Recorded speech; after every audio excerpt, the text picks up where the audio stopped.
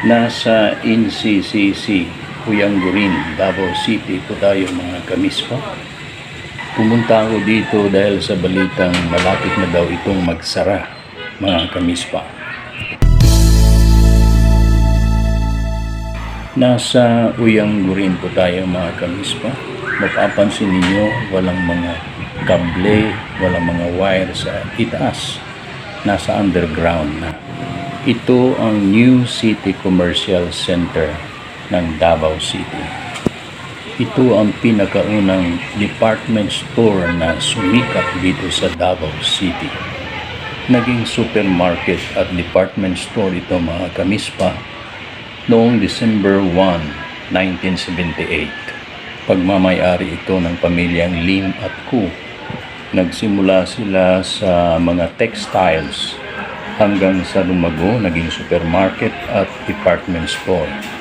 Dumami ang mga namimili, tinangkilik ng mga Davaoenyo ang kanilang mga paninda.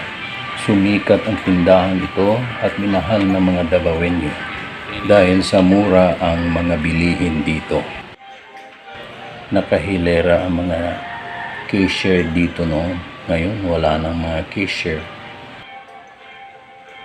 Ito na lamang ang kanilang mga paninda dito sa ground floor.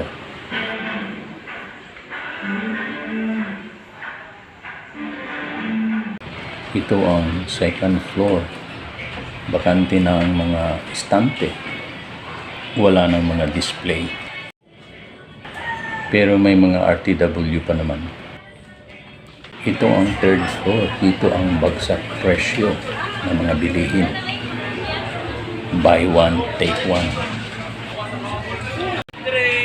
Naalala ko noong mga dekada 80, ang mahigpit nilang kakompetensya ng mga panahon ngayon ay ang Gaisano Center. Isa ako sa mga namimili at nagsa-shopping sa tindahan ito. Minsan dito ako kumakain. Sa loob ng mahabang panahon, nakakalungkot isipin mga kamispa na ang tindahang ito ay isasara na ng management. Lahat ng branches na department store at supermarket ipapasara na. Noong una, punong-puno ito ng mga tao. Maraming namimili dito. Siksikan ang mga tao. Busy ang mga cashier. Pero ngayon, sa Bisaya pa, mingaw na. Wa na yung mga tao. Gamay na lang. Makikita nyo sa tabi-tabi may mga karatulang sale. Ipaubos na lang daw ang mga stocks. Tapos isasara na ang tindahan ito. Tamang-tama ito, Kadayawan ngayon, mga kamispa. Maraming pupunta dito at grab ang opportunity na may buy one, take one at sobrang mura na nga ang mga bilihin dito. Nandito na ako sa labas mga kamispa. Pupunta ako doon sa Magsaysay Park. Kakain ako ng durian dito mga kamispa. Mura lang ang kilo.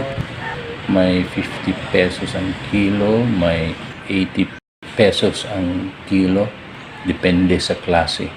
May native, may aransilyo, may puyat, at iba pa.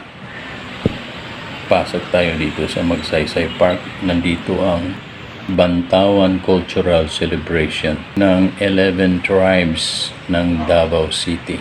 May mga display dito, mga exhibit ng 11 tribes. May 11 tribo kasi itong Davao City mga kamispa. Ang Kadayawan Festival kasi mga kamispa, ito yung selebrasyon o festival ng 11 tribo ng Davao City. Manubo, Bagubo, Ata, Iranon, Maranao at iba pa. Mag-update na rin tayo sa Santa Ana Bridge. Ito ang Santa Ana Bridge. Bahagi ito ng Coastal Road ng Davao City. Pero hindi pa ito bukas para sa publiko. Hindi pa tapos ang Coastal Road dito banda. Ang tulay tapos na pero yung kalsada doon sa unahan hindi pa tapos. Hanggang dito na lamang mga kamispa. Happy Kadayawan sa inyo. Ngayong linggo ang highlights ng Kadayawan. Thank you. God bless you.